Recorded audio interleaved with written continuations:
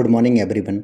अभी बहुत सारे आर्टिकल पब्लिश ये हुए हैं कि इंडियन एयरलाइंस, अगर मैं टाटा ग्रुप की बात करूं तो वो $100 बिलियन खर्च करने वाले हैं, जिसमें वो 500 प्लेन खरीदेंगे। प्लेन का मतलब ये होता है कि ये ऐसे प्लेन खरीदेंगे जो जो पब्लिक होती है, जो जनता होती है, उनको हवाई यात्रा का जो सुविधा प्रोवाइड कराती है। और इसमें डोमेस्टिक के साथ साथ जो इंटरनेशनल फ़्लाइट्स होती हैं, जिसमें जो इंसान जाते हैं, जो पैसेंजर भी होते हैं, और उसके साथ साथ जो इसमें बहुत सारे जो कार्गो होते हैं, सामान होते हैं, वो भी ले जाए जाते हैं। तो इस टाइप के जो प्लान है वो खरीदने का प्लान बना रहा है टाटा ग्रुप, जिसमें 500 प्लान खरीदे जाएंगे और जिसमें $100 बिलियन खर्च करने वाला है टाटा ग्रुप। इसके बाद हम ये देखेंगे कि भारत में जो फ़्लाइट्स का जो मार्केट है, क्योंकि अभी हाल ही में हमने देखा है कि लगातार जो फ़्लाइट्स की मार्केट है लगातार इंक्रीज़ कर रही है इंडिया में। क्योंकि हमारा जो अपर मिडिल क्लास की अगर मैं बात करूं भारत में, तो वो लगातार बढ़ रहा है, जिससे हमारे यहाँ पे जो फ़्लाइट्स हैं लगातार पब्लिक इसमें सफ़र कर रही है। यहाँ तक कि जो हमारे देश में एक स्कीम भी चली है, उड़े देश का आम नागरिक जो उड़ान स्कीम हमारे यहाँ पे है। तो अगर मैं उसकी बात करूं तो उसके तहत भी भारत की बहुत बड़ी जो जनता है, पॉपुलेशन है, फ़्लाइट का मज़ा लेती है। तो इस तरीके से हम देख सकते हैं। तो इसमें कौन कौन सी कंपनियां इसमें शामिल होंगी उसके बारे में हम बात करेंगे। तो अगर मैं बात करूं, देखिए इसमें ये हुआ है कि जो एयर इंडिया है इसमें खरीदेंगे 470 जो प्लेन खरीदने वाले हैं, जिसमें बोइंग और एयरबस शामिल होंगे। अगर मैं बोइंग की बात करूं तो बोइंग एक जो यूएसए बेस्ड कंपनी है जो प्लेन बनाती है, जिसके साथ साथ वो कार्गो मतलब कार्गो शिप भी बनाती है, और जो अगर मैं पैसेंजर प्लेन भी बनाती है। इस तरीके से वो काम करती है। अगर मैं एयरबस की बात करता हूँ तो एयरबस क्या है कि अभी आपने नाम सुना होगा कि इसमें यूके और जो फ्रांस है इसमें शामिल है। लेकिन इसमें जो यूके और फ्रांस की अगर मैं बात करूं, अगर मैं एयरबस की बात करता हूं तो यह एक यूरोपियन यूनियन का एक ग्रुप है जो ये काम करता है। लेकिन इसमें बहुत बड़ा जो स्टेक है वो यूके और फ्रांस का है। इस वजह से इन दोनों जो देशों का नाम आ रहा है इसमें, इस तरीके से हम देख सकते हैं। तो इसमें कौन कौन से प्लेन खरीदे जाएंगे, इसमें कहीं न्यूज़ आती है कि 100 खरीदेंगे, कहीं 470 खरीदेंगे, कहीं 540 खरीदेंगे। तो इस तरीके से न्यूज़ आ रही है, लेकिन जो टोटल नंबर्स हैं वो 470 हैं, जिसमें जो उनका अनुमान ये है कि 30 प्लेन बढ़ा के लगभग 500 जो एयरक्राफ्ट जो हैं खरीदेंगे। अगर मैं एयर इंडिया की अगर मैं बात करता हूँ, अगर मैं इस समय अगर मैं भारत में एयरपोर्ट की बात करता हूँ तो भारत में लगातार जो एयरपोर्ट की जो संख्या है पिछले 8 से 10 सालों में लगातार इंक्रीज़ हुई है। क्योंकि हमारा जो अपर मिडिल क्लास है वो उसके पास भी पैसा आया है, जिससे वो फ़्लाइट्स का मज़ा है। फ़्लाइट्स में जो क्योंकि टाइम बहुत कम लगता है। और अगर मैं इस समय रेल यात्रा की बात करता हूँ तो इसमें क्या होता है कि जैसे अगर आपको भोपाल से अगर आपको बेंगलोर तक जाना हो तो आपको लगभग इसमें 3,000 रुपये पे करने पड़ेंगे। लेकिन अगर आपको फ़्लाइट से भी अगर आना हो इसमें, तो इसमें लगभग अगर थोड़े दिन पहले अगर आप करते हो तो 3,000 से 3,500 रुपये में आप फ़्लाइट का सफ़र आप कर पाओगे। इसमें जो टाइम लगता है, अगर मैं इसमें ट्रेन की बात करता हूँ तो लगभग इसमें 2 दिन का सफ़र लगेगा, लगभग 24 आवर्स का समय लगेगा। लेकिन अगर मैं फ़्लाइट की बात करूँ तो फ़्लाइट में जो समय लगने वाला है लगभग मैक्सिमम 2 आवर्स लगेंगे। तो इस तरीके से हम देखते हैं। तो जो फ़्लाइट का सफ़र है टाइम बहुत कम लेती है, इस वजह से लोगों को सुविधा भी होती है। इस तरीके से हम देख सकते हैं। अगर मैं इंडिया की बात करूं तो इंडिया में इस समय पे 137 जो काम करने वाले लगातार, जिनसे हमारे यहाँ पे यात्राएं लगातार चालू हैं, तो 137 हमारे यहाँ पे एयरपोर्ट हैं, जिसमें जो 103 जो डोमेस्टिक एयरपोर्ट हैं और जिसमें 24 जो है इंटरनेशनल एयरपोर्ट हैं। इसमें अगर मैं 10 एयरपोर्ट की बात करता हूँ तो ये कस्टम एयरपोर्ट हैं। अगर मैं भारत में सबसे बड़ी एयरलाइंस की बात करूँ तो इसमें जो इंडिगो पहले नंबर पर आता है। अगर मैं दूसरे नंबर पर स्पाइस जेट आता है, तीसरे नंबर पर एयर इंडिया आता है, और हमारे यहाँ पे air Asia India, Go Air, Vistara air, India express, इस अगर मैं थ्रू जेट की बात करूँ, स्टार इंडिया की बात करूँ, एयरलाइंस एयर की बात करूँ, एयर डेक्कन की बात करूँ, तो ये जो कंपनियां हैं हमारे यहाँ पे जो एयरलाइन की जो सुविधाएं प्रोवाइड कराती हैं। और अगर मैं सबसे बड़ा स्टेक की अगर मैं बात करूँ तो इंडिगो जो इसमें सबसे बड़ा स्टेक रखता है। अगर मैं 50% से ऊपर का जो स्टेक है सिर्फ एयर, मतलब अगर मैं इंडिगो अकेले रखता है।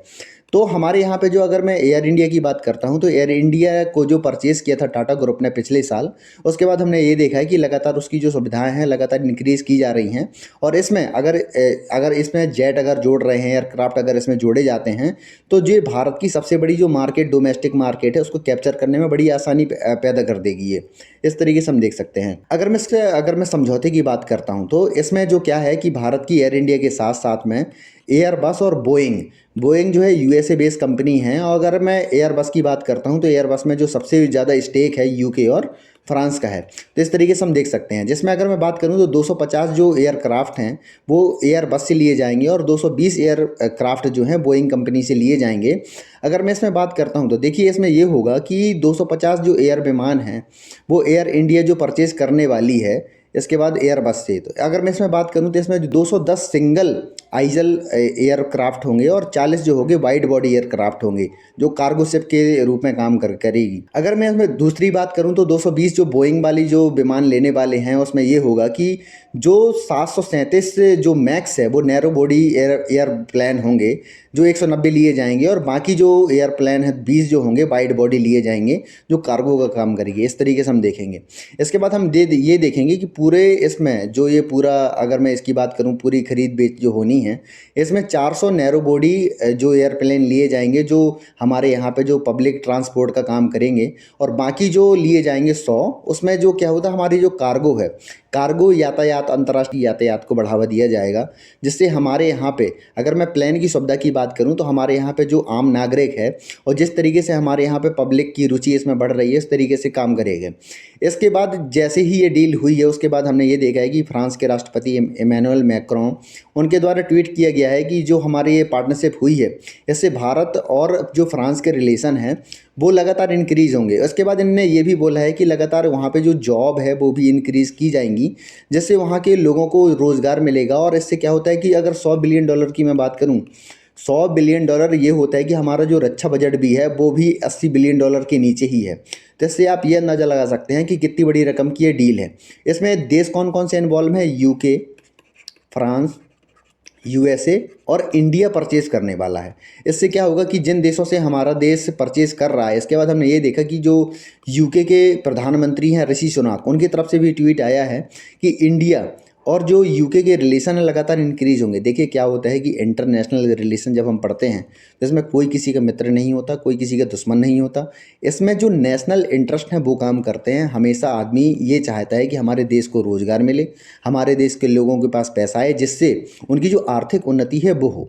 इस तरीके से काम करते हैं हमेशा। इस वजह से जो बहुत अच्छी अच्छी बातें भी करते हैं। लेकिन इससे हम ये भी देखेंगे कि भारत को इसमें ये डील करनी चाहिए थी कि हमारे यहाँ पे जो इसकी जो टेक्नोलॉजी है, क्योंकि देखिए क्या होता है कि दुनिया में हम बहुत सारे ऐसे देश जानते हैं कि जिनके पास जो न्यूक्लियर हथियार हैं, लेकिन उनके पास कोई ऐसी टेक्नोलॉजी नहीं है जो इस तरीके से कुछ भी बना पाए। अगर हम भी बात करते हैं तो हम भी उसी कैटेगरी में शामिल हैं। हमारे पास न्यूक्लियर मिसाइल हैं, न्यूक्लियर हथियार हैं, लेकिन हमारे पास ये टेक्नोलॉजी नहीं है कि हम एक एयरक्राफ्ट बना पाएँ। तो इस तरीके से हम बात करते हैं, अगर हम इतना बड़ा पैसा इन्वेस्ट कर रहे हैं, इतना ज़्यादा पैसा हम लगा रहे हैं, तो हमें ये बात भी करनी चाहिए थी कि हमें की टेक्नोलॉजी साझा की जाए, जिससे हम आगे चल के इन विमानों को बना पाएँ, जिससे हम जो टेक्नोलॉजी में हम आगे बढ़ पाएँ। अगर मैं दुनिया की टॉप 10 अगर एयरलाइंस की बात करूँ तो उसमें इंडिया शामिल नहीं होता। अगर मैं टॉप 10 एयरलाइंस की बात करूँ तो इसमें कतर, सिंगापुर, एमिरेट्स, जो यूएई की अगर मैं बात करूँ तो वो शामिल है। कतर है, जापान है, तुर्की है, एयर फ्रांस है, कोरिया है। इसमें इंडिया आपको दिखाई नहीं देगा। अगर मैं दुनिया की सबसे बड़ी एयरलाइंस की अगर मैं बात करता हूं तो उसमें United state, Germany, France, UK, और इसके अगर मैं बात करूं तो इंडिया भी टॉप 10 में शामिल नहीं होता। अगर ये डील होती है, अगर हमारे पास इतने सारे एयरक्राफ्ट आते हैं तो भारत भी शायद इस सूची में शामिल हो जाए, और हमारे यहाँ पे जो एयरलाइंस की जो सुविधाएं हैं लगातार इंक्रीज़ करेंगी, क्योंकि हमारे यहाँ पे डोमेस्टिक मार्केट जो है लगातार इंक्रीज़ कर रहा है। इसको देखते हुए हमें जो इन सब चीज़ों को बढ़ावा देना ही होगा, और लगातार हमें जो टेक्नोलॉजी है, अगर इससे हमें टेक्नोलॉजी अगर मिलती तो भारत के लिए और भी अच्छा होता। तो ये आगे चल के हम देखेंगे कि जो एयर इंडिया है अगर इतने सारे अगर एयरक्राफ्ट खरीदता है तो उससे भारत की जो मार्केट है इंक्रीज़ करेगी, और हमारे यहाँ पे जो डोमेस्टिक फ़्लाइट चलती हैं उनमें भी सुधार देखने को मिलेगा, और जो सुविधाएं हैं, जो उनकी सर्विसेज हैं, वो भी हमें अच्छी देखने को मिलेंगी। क्योंकि इससे क्या होगा कि जो डोमेस्टिक मार्केट है उन पर कॉम्पिटिशन बढ़ेगा, जिससे इसकी जो प्राइस हैं वो भी लगातार डिक्रीज़ करेंगे। तो आगे चल के ये सब हम देखेंगे। तो आशा करता हूँ कि आपको वीडियो अच्छा लगा होगा। अगर आपको वीडियो अच्छा लगा हो तो प्लीज़ इसको लाइक कीजिए, सब्सक्राइब कीजिए और शेयर कीजिए। धन्यवाद।